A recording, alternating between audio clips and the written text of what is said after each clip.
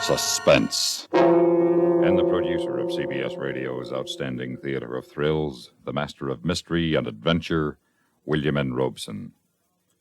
Each year, thousands of short stories roll out from a multitude of typewriters and march across the pages of our magazines and books toward well-deserved oblivion.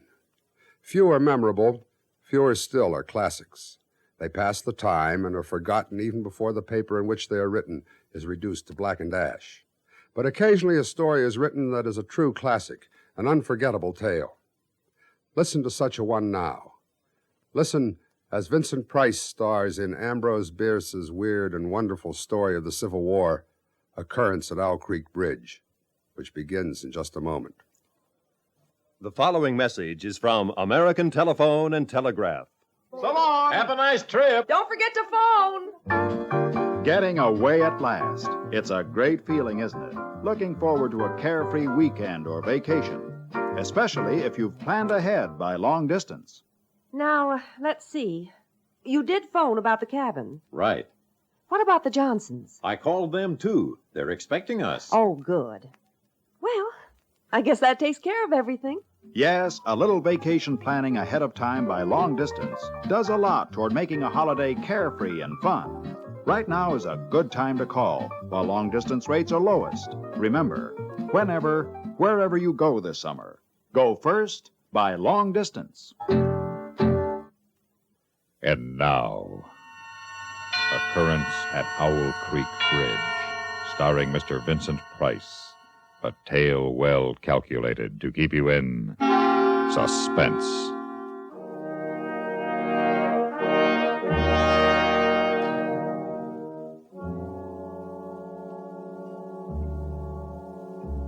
A man stood upon a railroad bridge in northern Alabama, looking down through the ties at the swift water 20 feet below. The man's hands were behind his back, the wrists bound with a cord. A rope closely encircled his neck. It was attached to a stout cross timber above his head. If I could free my hands, I might throw off this noose and dive into the creek. If I swam underwater, I would be safe from their bullets. If my wind held out, I could make the southern bank, take to the woods, and get away home. Paton Farquar, Alabama planter, stood at the end of a plank. A captain of the Union Army and a sergeant stood at the other end. When they step aside, the plank will tip upward, and Paton Farquar, Confederate spy, will slip between the ties to hang until dead above the muddy water of Owl Creek. The captain steps aside, draws his sword, flourishes it to a carry, sings out a command. The men on the bank smartly spread their legs, thrust hands forward over their rifle barrels. The sergeant on the end of the plank takes one step to the left. The plank tips forward, and Paton Farquar drops between the timbers of Owl Creek Bridge.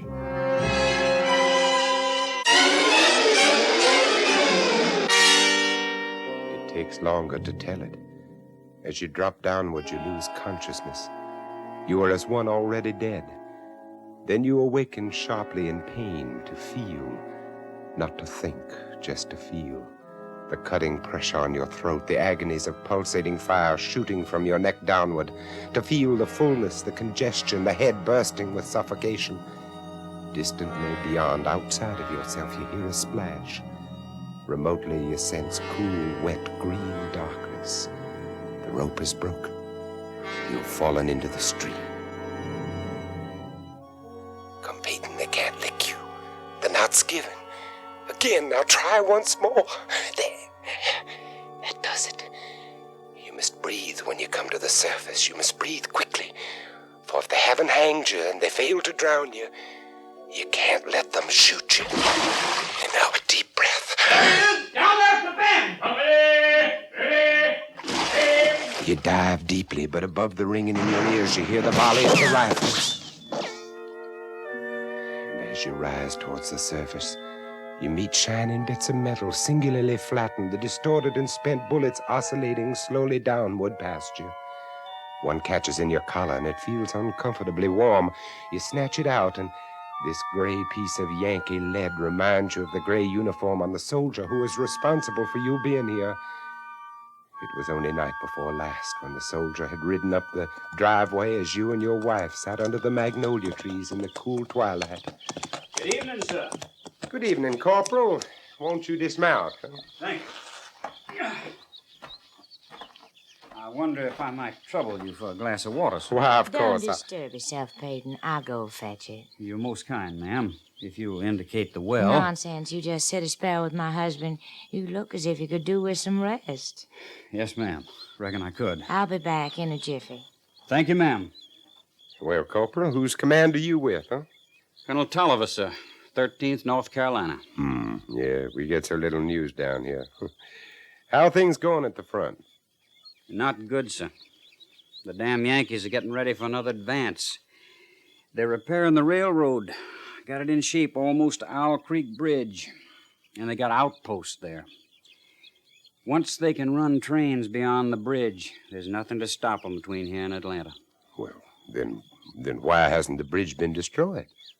The military couldn't get near it. A civilian might.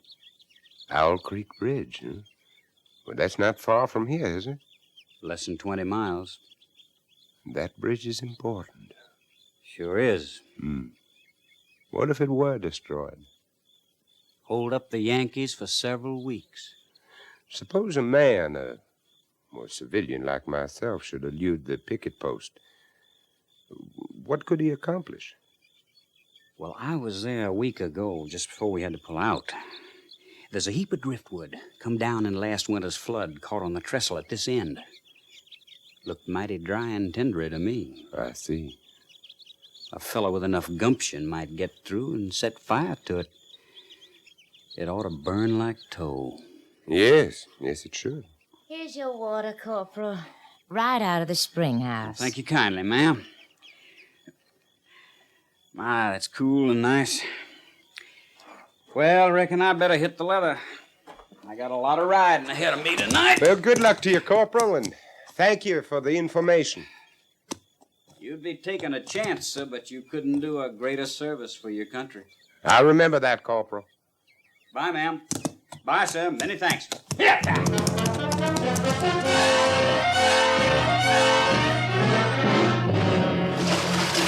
Break the surface of Owl Creek for a second time. And now you are much further downstream, further away from the Union soldiers on the bridge reloading their guns, the ramrods flashing in the morning sun. And then something seems to grab you and you're whirled round and round, spinning like a waterlogged top. You're caught in a vortex, a whirlpool. The water, the banks, the distant bridge, the soldiers become indistinct blurs. And you're helpless. You feel dizzy and sick to your stomach. Just as you felt last night when you crept up the bank toward the lone sentinel at the south end of the bridge and discovered that the sentinel was not alone. There he is, boys. Grab him. Take him. I got him, Sergeant. Well, Mr. Paton Farquar, we've been expecting you. How did you know my name? We got ways. But look here.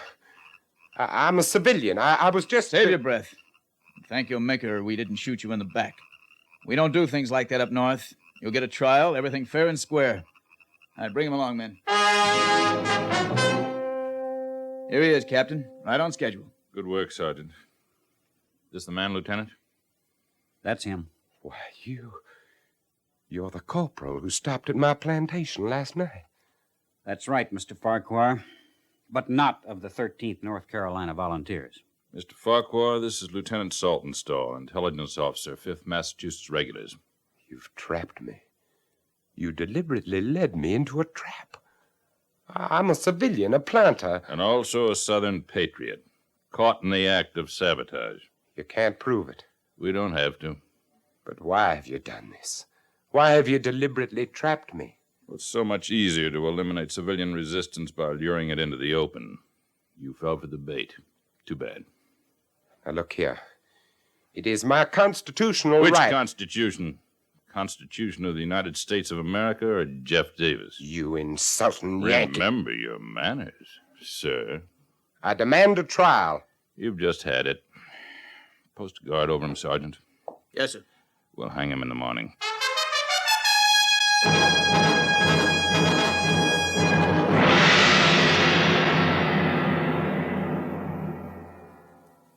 Your Columbia phonograph dealer is proud to present the new sound of pleasure, Stereo 1 by Columbia, #1 in the wonderful world of sound. Only Columbia's leadership and advanced engineering could bring you so many exclusive features, so many handsome models. There's a Columbia Stereo 1 phonograph for every room, for every budget, every listening need. If space is a problem, Columbia has a new stowaway speaker model. If you want twin stereo units, Columbia has them. If you want true stereo sound in one unit, Columbia has it in several handsome models. Thrill to the excitement of true high fidelity combined with the realism of stereophonic sound. No matter what you want in stereo, Columbia has it, and your Columbia phonograph dealer is headquarters for Columbia phonographs.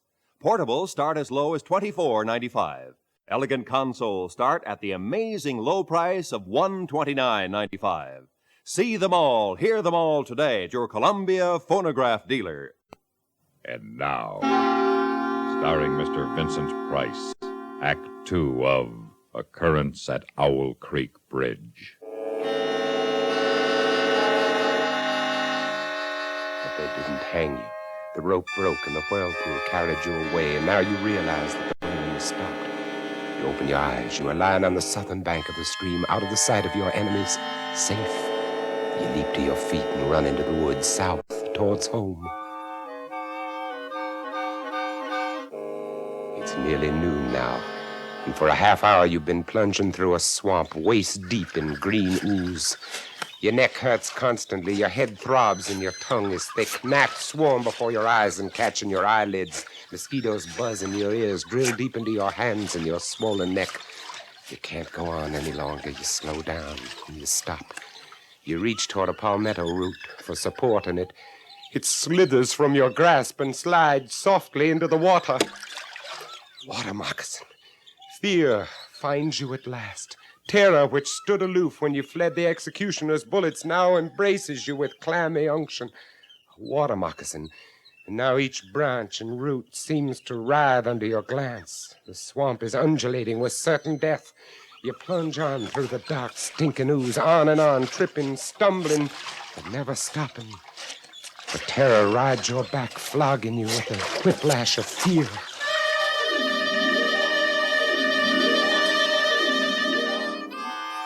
Old Jethro's gonna have Mas Farquar fit as a fiddle in jig time. Now, you just drink this here yerb tea, Mas Farquar. Oh, thank you, Jethro. Yes, sir, Mas Farquar. What are you doing here? I lives here. You live? Where am I? What happened?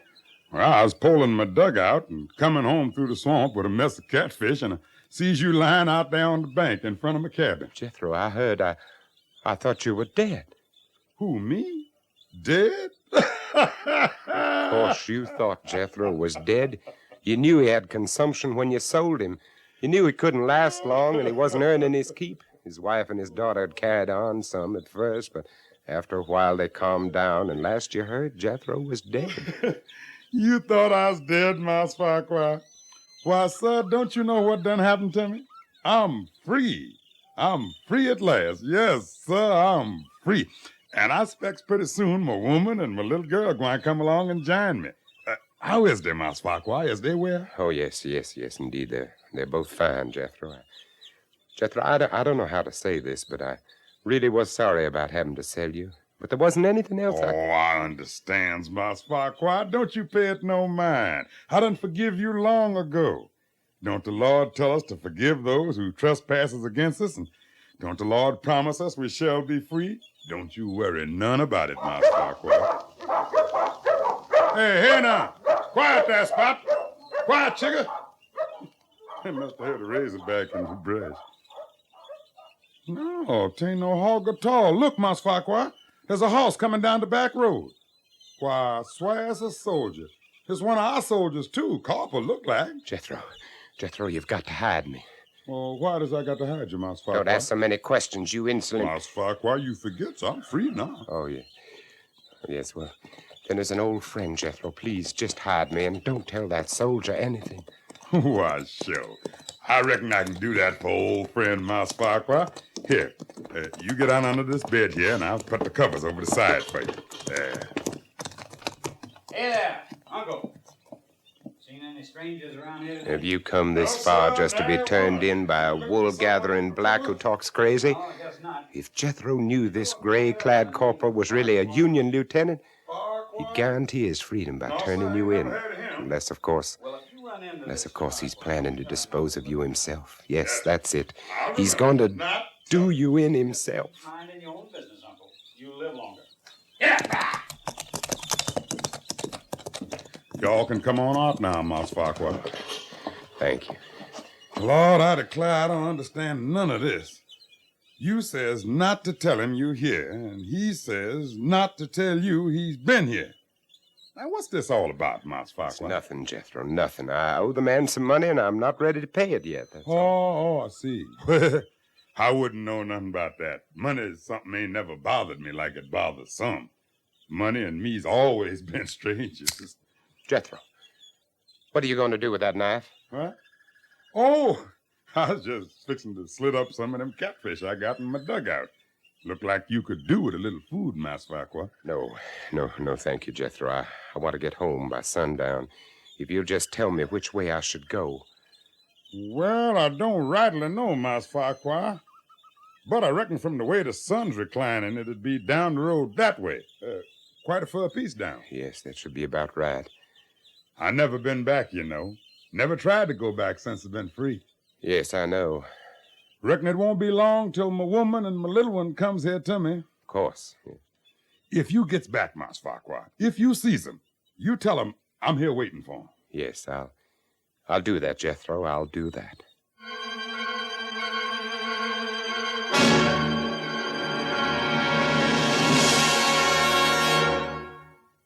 Car owners, here's news about a revolutionary new product by the makers of famous K-Site.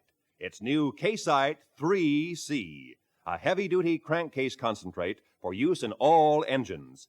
Added to your motor oil, K-Site 3C with Barrowman quickly stops hydraulic valve lifter noises, cushions and soothes the engine. It cleans your engine and keeps it clean.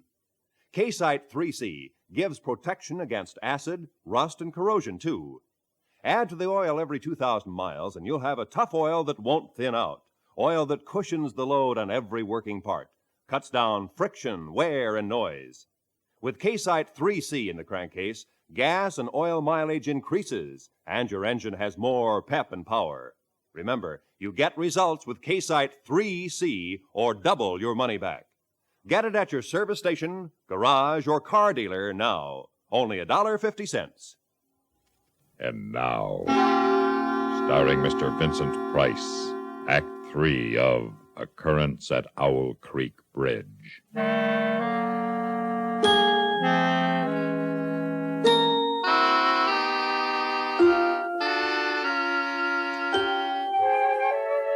Get away from there fast. The shells of the back road crunching under your muddy boots, that grinning savage standing in the doorway of the shack, the knife in his hand, and each moment until the road bends and cuts off the cabin from view, you fear he'll come after you, the knife poised to plunge you in the back, to pay you for the thrust you gave him when you sent him away to die. But he's still standing there, grinning foolishly and waving as you turn the bend. How long have you been running down this endless road? It's dark now. Is it night? Or has the blood trapped in your head by that suffocating rope at last burst into your congested eyeballs and blinded you? No, the darkness is only the black of a sudden summer storm. That lightning flash clearly shows the white road ahead and the black silhouettes of trees along the sides. Another flash of lightning directly overhead. For an instant, you seem to see the soldiers of Owl Creek Bridge standing at the side of the road, rifles leveled, their eyes boring down the sights, aiming at your heart. Again, you're running, and the rain has turned to hail. Pellets as big as hominy beat down on you, pound your swollen, bruised neck, hammer on your countless cuts. And again, the lightning. And on the other side of the road, the gray-clad corporal sits astride his horse, waiting for you. No, you can't get me now, no! This bolt of light lightning strikes a tree ahead of you, and in the white, blinding light stands Jethro, black and grinning, knife raised in the air. No, Jethro, forgive me! He's gone. And now you see dangling from each tree along the road a noose swinging in the wind. Wherever you turn, wherever you look, a noose waiting for you. A noose which wriggles like a water moccasin. No!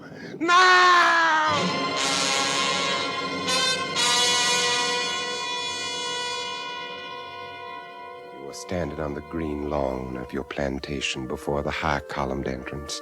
The storm is over. The clouds are black and menacing all around the horizon, but through a break in the sky overhead, glorious sunlight streams down, bathing your garden and your house in heavenly light. You are home. Now you hear a rustle of crinoline, and down from the wide portico steps your beloved wife. She runs across the lawn, arms outstretched. Paton, my dear, you're back, just as you promised you'd be. For this moment you have endured the agonies of this day. And were those agonies multiplied 1,000 times, they would be small price for the benison of this breast, the sanctuary of these arms, the security of these lips. You step forward to fold your wife in your embrace. The rope, stretched tight, sang like a bowstring. Paton Farquar was dead.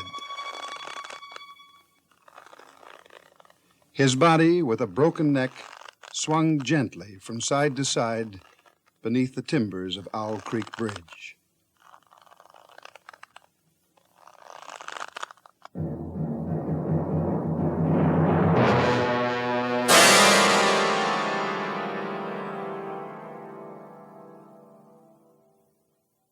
Suspense, in which Mr. Vincent Price starred in William N. Robeson's production of Occurrence at Owl Creek Bridge, adapted for radio by Mr. Robeson from a story by Ambrose Bierce. In a moment, the names of our supporting players and a word about next week's story of Suspense. If you're the happy driver of a Chevy or a Pontiac, Oldsmobile, Buick, or a fabulous Cadillac, here is something you ought to know to keep your car on the go. It's Guardian Maintenance, the best kind of service for the best kind of cars. GM trained mechanics, the most modern equipment too. Using factory-approved parts, keep your car as good as new. See your General Motors dealer and get Guardian Maintenance, the best kind of service for the best kind of cars. Right now, your dealer is offering performance service specials, the things that should be done before a vacation motor trip. This is the time for engine tune-up, tire rotation, front-end adjustment, and a complete lubrication, the Guardian Maintenance way. See your General Motors dealer and get Guardian Maintenance, the best kind of service for the best kind of cars. Supporting Mr. Vincent Price in tonight's story were Cathy Lewis, Barney Phillips, Sam Pierce, Roy Glenn, Norm Alden, and Sam Edwards. Listen again next week when we return with Miss Marcia Hunt starring in Nightman, another tale well calculated to keep you in suspense. The latest news follows, then Have Gun Will Travel on CBS Radio.